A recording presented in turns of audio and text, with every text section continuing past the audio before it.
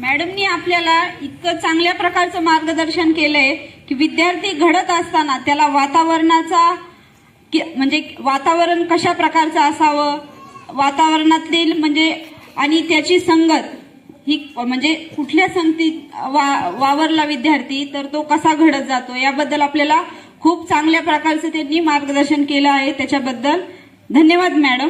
त्याच्यानंतर बोथीकर मॅडम आपल्याला मार्गदर्शन करणार आहेत. सर्वांना नमस्कार. आदरणीय व्यासपीठ व या शाळेचे सर्व शिक्षक वृंद, माजी सहकारी सगळे, तसेच समोर बसलेले सर्व माता भगिनी आणि विद्यार्थी, आज या शाळेमध्ये जो कार्यक्रम घेत आहोत आपण, माता पालकाची सभा आणि तिळगुळाचा कार्यक्रम. आता तिळगुळ म्हणल्याने आपण म्हणतो तिळगुळ घ्या, गोड गोड बोला. आता इथलं जरी तिळगुळ मी खात असेल तरी मी काय नुसतं गोड बोलणार नाही, थोडंफार तुम्हाला सांगणार आहे. तर सांगायचं म्हणजे बरंच सांगितलं मॅडमनी, सरांनी, शाळेविषयी, विद्यार्थ्यांविषयी. आपण बघतो की आपला विद्यार्थी आहे पहिल्या काळापासून एकदम जुन्या काळामध्ये मातृसत्ताक पद्धत होती, म्हणजे मातांनीच सगळा घराचा कारभार करायचा. आणि त्याच्यानंतर कालांतराने पितृसत्ताक पद्धत आली की पुरुषांनीच सगळ्या जबाबदाऱ्या पार पाडायच्या. आणि आता सुद्धा आपल्या इकडे पितृसत्ताकच पद्धत आहे. आणि आता मला असं वाटायला लागलं की पुढे चालून अजून मातृसत्ताक पद्धती येईल का काय. कारण आपण बघतो ज्या त्या क्षेत्रात जास्त भरारी मुलींचेच आहेत. शाळेमध्ये उपस्थिती बघितलं तरी मुलींचीच उपस्थिती चांगली असते. मुलं शाळेमध्ये कमी यायला लागलेत. आता मी इथं पाहत होते, इथं पण मुली जास्त प्रमाणात येतात, कधीही शाळा बुडवत नाहीत. आणि मुलं काय करतात, थोडं कारण असले की घरी थांबतात. आणि मी आता सध्या तेलगावला आहे, तर तिथंही मुलींचीच उपस्थिती छान असते.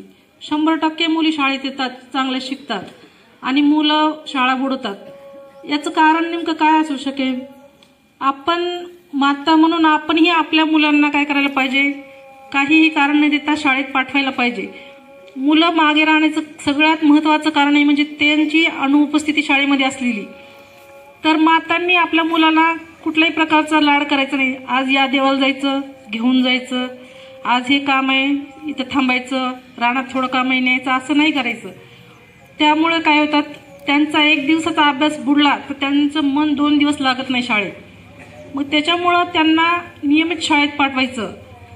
आणि कार्यक्रमात म्हणलं तर कार्यक्रमात सुद्धा मुली जास्त सहभागी होतात. कुठलंही भाषण असो, काही असो, परिस्थिती सगळीकडची सारखीच आहे. कुठल्याही शाळेत जायचं, मुलीचा सहभाग जास्त असतो. तर सर्वांना भाषण असलं तर लिहून देणं हे सरांना शक्यच नाही. त्याच्यामुळं तुम्ही तुमच्या मोबाईल आहे घरी, मोबाईलवरचं थोडंफार भाषण मुलांना द्यायचं, त्यांची तयारी करून घ्यायची माता बहिणींनो.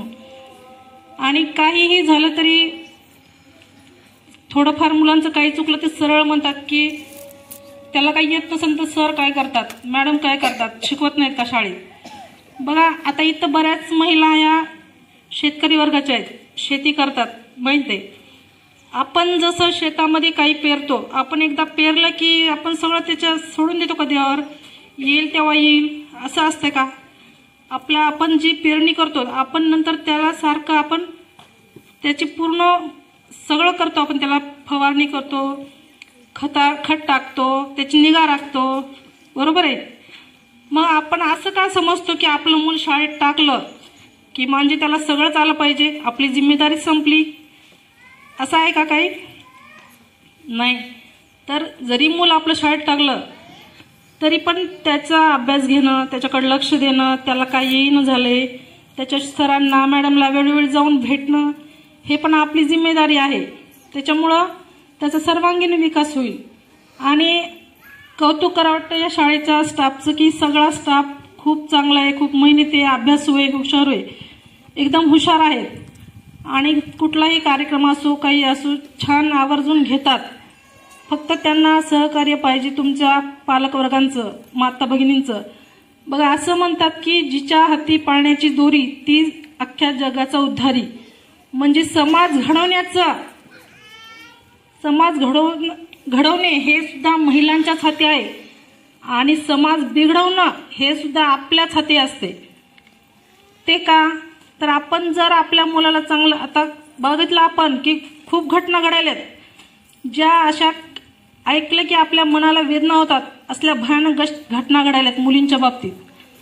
तर आपण काही ऐकलं तर हळहळ करतो, पण ते आपण असा विचार करत नाही की आपण जसं मुलींना सांगतो बाहेर निघल्याने हे कर, असं रात्री जायचं नाही, संध्याकाळी जायचं नाही, ड्रेस नीट घाल, ओढणी घे, असं कर तसं कर, असं एवढ्याच जबाबदारीने जर मुलांना सांगितलं आपण की मुलांनो सगळ्या मुली तुमच्या बहिणी समान आहेत, त्यांना तुम्ही चिडवू नका, त्यांना मदत करा, त्यांना सहकार्य करा, असं ही आपली जिम्मेदारी आहे की आपणही आपल्या मुलाला वळण लावायचं, आपल्या मुलांना सांगायचं. आता काही घटना घडल्या तर त्याला पूर्णपणे मुली जबाबदार नसतात. आपण आपल्या मुलांच्या बाबतीत जर जागरूक राहिलं तर अशा घटना घडणारच नाहीत. आणि मी आता जास्त म्हणजे कार्यक्रमाला उशीर व्हायला, मी तुमचा जास्त वेळ घेत नाही. आणि मागच्या वर्षी पण खूप सुंदर कार्यक्रम घेतला होता. यावेळेस एवढीच खंत वाटते की हे आज ग्राउंड भरले नाही, मागच्या वेळेस खूप ग्राउंड भरलं होतं. आणि ज्या महिला आल्यात त्यांचं खरंच खूप अभिनंदन. आणि तिळगुळाचा कार्यक्रम म्हणल्याने सगळ्या महिलांचा जिव्हाळ्याचा कार्यक्रम असतो हा, कारण हा एकमेव कार्यक्रम असा आहे की त्या स्वतःसाठी हा कार्यक्रम घेतात, म्हणजे स्वतःसाठी हा सण साजरा करतात. तरीही आत्ताही बऱ्याच महिलांच्या डोक्यामध्ये विचार असतो की माझं हे काम राहिले, माझं ते काम राहिले, यायला उशीर झाला, मग कार्यक्रम सुरू होऊन गेला काय, माझे भांडीच राहिले आहेत, माझे धुणंच राहिले, असं डोक्यामध्ये तर चालते. तुम्ही शरीराने इथं असलात तरी मनाने घरी असतात. पण सोडून द्या, एक दिवस स्वतःसाठी द्या. त्या दिवशी